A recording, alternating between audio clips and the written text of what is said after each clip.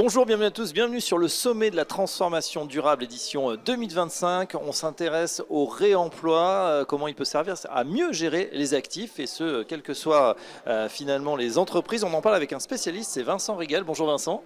Bonjour. Vous êtes le CEO et cofondateur de Circular Place, qui porte bien son nom puisque vous êtes dans la circularité. Expliquez-nous ce que vous faites exactement. Alors chez Circular Place, on va venir digitaliser l'information.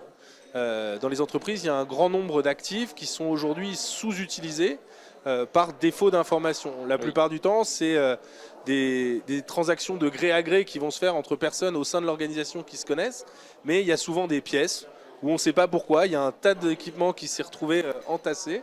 Et comment on donne de la visibilité à tout ça pour que chacun puisse les utiliser et surtout éviter les achats en doublon. Ouais, c'est tout à fait vrai, il y a beaucoup d'entreprises, certains se reconnaîtront, où il y a des grandes pièces remplies de meubles, de matériel, finalement on se demande à quoi ça sert. Ça veut dire que vous arrivez à cartographier exactement ce que possède une entreprise et ce qu'elle peut réemployer sur notre site éventuellement?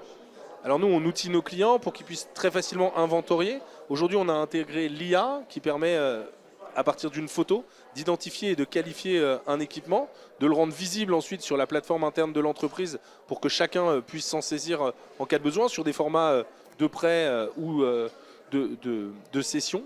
Et pour tous les produits qui ne trouvent pas preneur au sein de l'organisation, on va proposer des solutions soit de revente, soit des solutions de dons à des associations de proximité. La plupart du temps, ces actifs peuvent être considérés comme obsolètes par l'organisation. On pense souvent au parc IT, qui parfois a été conservé dans l'espoir qu'un jour on les réutilise, mais souvent on va rééquiper avec des équipements neufs. Et tous ces produits considérés comme obsolètes ne le sont pas forcément pour tous, et une association est souvent intéressée à récupérer ce type de gisement. Bien sûr. Est-ce que vous avez un exemple justement sur un de vos partenaires, vos clients Alors la plupart du temps, ils découvrent qu'ils ont des pièces remplies le jour de leur déménagement. Et donc on accompagne très souvent des déménagements. On a fait de nombreux vidages, mais un exemple phare d'entreprise qu'on a accompagné. L'année dernière, on a accompagné Galeries Lafayette sur la fermeture du marché berlinois et plus largement du marché allemand, où on est venu les accompagner dans l'identification et la qualification de tout ce qui restait au sein du magasin à sa fermeture, et ensuite la redistribution de tout. Donc il s'agissait aussi bien des équipements de gourmet que des camions, que des portants pour le mobilier, ou même des équipements IT et bureautiques. Et voilà, rien de secret, rien de se faire, tout se transforme. Vincent, comment on mesure justement l'impact quand on est dans ce genre d'entreprise? Alors à la base de Circular Place, on a construit un calculateur d'impact qui permet de mesurer sur l'ensemble de nos transactions trois choses: la production évitée,